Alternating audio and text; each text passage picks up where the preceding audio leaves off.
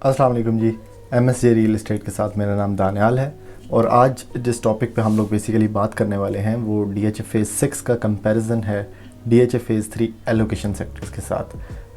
बहुत से हमारे सब्सक्राइबर्स जो थोड़े बहुत हमारे अभी सब्सक्राइबर्स जमा हो गए हैं इस चैनल पे, वो मुझे मैसेज कर रहे थे कि आप फेज़ 6 की बहुत ज़्यादा चूँकि तारीफ़ें करते हैं और फेज़ 3 एलोकेशन को भी आपने डिस्कस किया हुआ है अपने चैनल पे, तो ऐसा करेंगे कंपैरिजन वीडियो इनकी बना लें ताकि हमें आइडिया हो जाए कि हमारे पास अगर सेम बजट है, क्योंकि बजट दोनों का तकरीबन सेम है कनाल के प्लॉट का, तो हम कौन सा ज़्यादा प्रेफरेबल करें, कौन सी ज़्यादा प्रेफरेंस पे रखें जब हम इन्वेस्ट करने का सोचें DHA के ऊपर।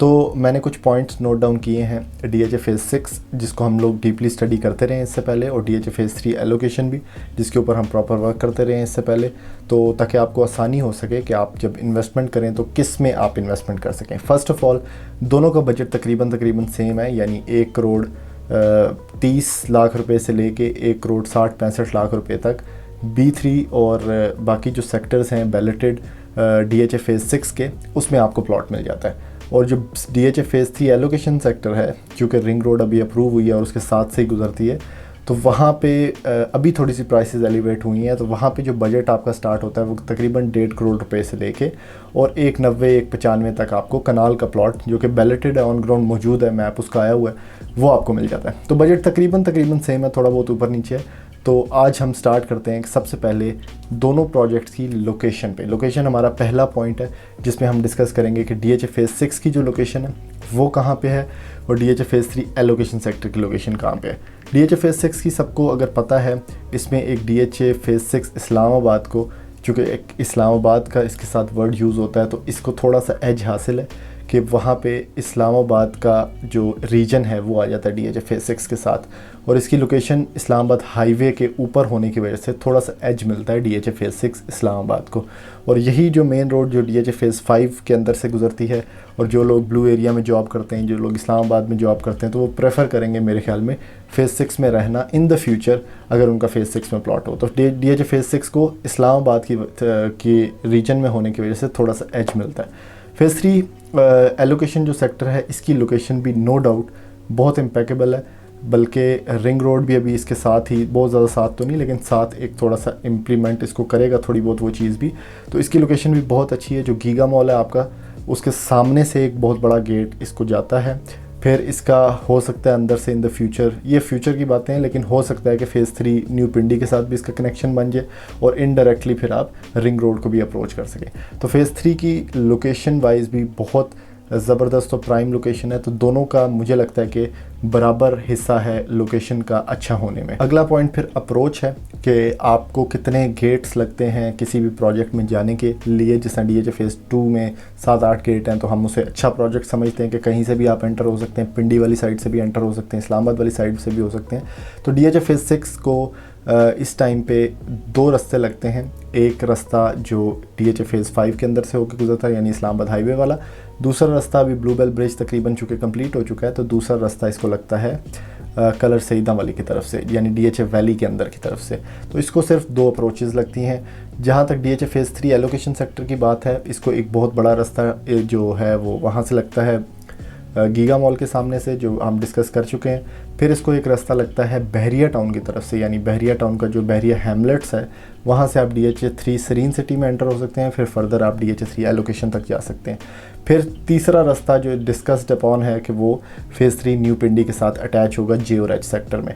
तो मेरे ख्याल में फेज़ 3 को अप्रोच वाइज थोड़ा सा बेनिफिट हासिल है फेज़ 6 से, क्योंकि फेज़ 6 की अभी तक भी कोई ऐसी अप्रोच नहीं है कि जहाँ पे आप उसे जा सकें, क्योंकि जो भी रास्ता है वो आप जाते हैं फेज़ 5 के अंदर से। तो फेज़ 3 क्लियरली विंस इस मामले में कि अप्रोचेज़ कितनी लगती हैं। अगला जो सबसे इम्पॉर्टेंट पॉइंट है वो ज़ाहिर बात है रेट्स हैं। कोई भी बंदा जब कहीं पे इन्वेस्टमेंट करता है तो वो रेट्स सबसे पहले कंपैटिबल होने चाहिए, कंपैरिजन वाइज अच्छे होने चाहिए, तभी वो वहाँ पे इन्वेस्टमेंट करता है अकॉर्डिंग टू डेवलपमेंट।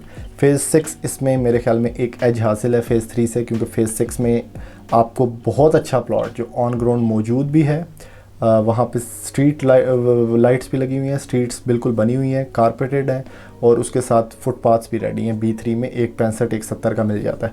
जबकि इस तरह की डेवलपमेंट के हिसाब से अभी तक रेट्स नहीं हैं DHA फेज़ 3 एलोकेशन सेक्टर में। यानी फेज़ 3 एलोकेशन सेक्टर में कनाल का प्लॉट आपको अच्छा, बहुत अच्छा जो रेडी है वो तकरीबन 190-195 में मिलता है। तो इस चीज़ में एक एज हासिल है फेज़ 6 को कि इसके रेट्स अभी भी अकॉर्डिंग टू डेवलपमेंट बहुत कम है, which takes us to the new step जो है डेवलपमेंट वाइज भी फेज़ 3 एलोकेशन से बहुत आगे है।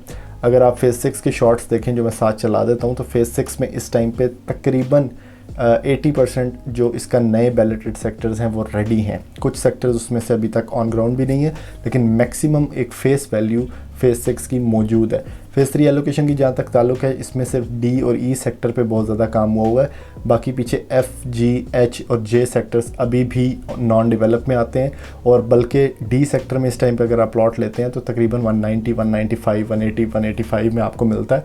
और उसकी डेवलपमेंट और B3 सेक्टर की डेवलपमेंट जो DHA फेज़ 6 का सबसे अच्छा सेक्टर है, वो बिल्कुल आप कंपैरिजन ही नहीं कर सकते। इतना ज़्यादा फ़र्क है रेट्स में और इतना ज़्यादा फ़र्क है डेवलपमेंट में। तो फेज़ 6 मेरे ख्याल में डेवलपमेंट वाइज बहुत आगे है फेज़ 3 एलोकेशन से।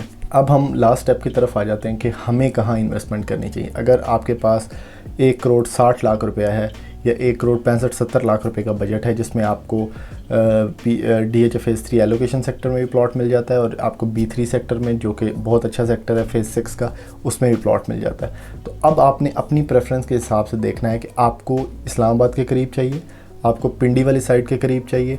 फिर अगली बात यह है कि आपके पास टाइम कितना है, आप कितने टाइम के लिए इन्वेस्टमेंट करना चाहते हैं। फेज़ 6 में मेरे ख्याल में तकरीबन 1 साल 2 साल की जो लोग इन्वेस्टमेंट करना चाहते हैं वो भी ले सकते हैं। फेज़ 3 एलोकेशन में भी 1 से 2 साल में जो लोग इन्वेस्टमेंट करना चाहते हैं वो भी ले सकते हैं। फिर आपने देखना है कि आप कितना बजट स्पेंड करना चाहते हैं और आप प्रॉफिट मार्जिन्स क्या एक्सपेक्ट कर रहे हैं। तो बजट आपको मैंने बता दिया कि 61-65 में अच्छा प्लॉट आपको B3 सेक्टर DHA फेज़ 6 में मिल जाता है, जबकि फेज़ 3 एलोकेशन में बहुत बड़ा एज हासिल है अप्रोच का, और वहाँ पे भी 61-65 में आपको पीछे वाले सेक्टर्स में प्लॉट मिल जाता है। अब प्रॉफिट मार्जिन्स 2 करोड़ रुपए का तकरीबन प्लॉट हो चुका है फेज़ 3 एलोकेशन सेक्टर में, और पोजीशन आते आते और मज़ीद डेवलपमेंट होते होते ये मैक्सिमम 2.5 करोड़, 2.25 करोड़ तक चला जाएगा। यानी 75-1 लाख रुपए का डिफरेंस आपको मिलेगा फेज़ 3 एलोकेशन में इन्वेस्टमेंट करने पे अब इस टाइम पे। लेकिन फेज़ 6 में अभी 1 करोड़ 60-65 लाख रुपए का मोर डेवलप प्लॉट मिल जाता है DHA फेज़ 3 एलोकेशन सेक्टर से। तो मेरे ख्याल में प्रॉफिट मार्जिन्स ज़्यादा हैं क्लियरली फेज़ 6 में as compare to phase 3 allocation. बाकी it is up to you. मेरा नंबर नीचे स्क्रीन पे चल रहा होगा। अगर आप लोग इन दोनों प्रोजेक्ट्स में किसी भी में भी इन्वेस्टमेंट करना चाहते हैं, कोई चीज़ सेल करना चाहते हैं, तो हमारे दिए हुए नंबर पे रब्ता करें व्हाट्सएप पे भी, और इस चैनल को सब्सक्राइब करें और वीडियो को ज़्यादा से ज़्यादा लाइक करें, शेयर करें, ताकि मैक्सिमम लोगों तक ये इन्फॉर्मेशन पहुँच सके। Thank you. अल्लाह हाफ़िज़।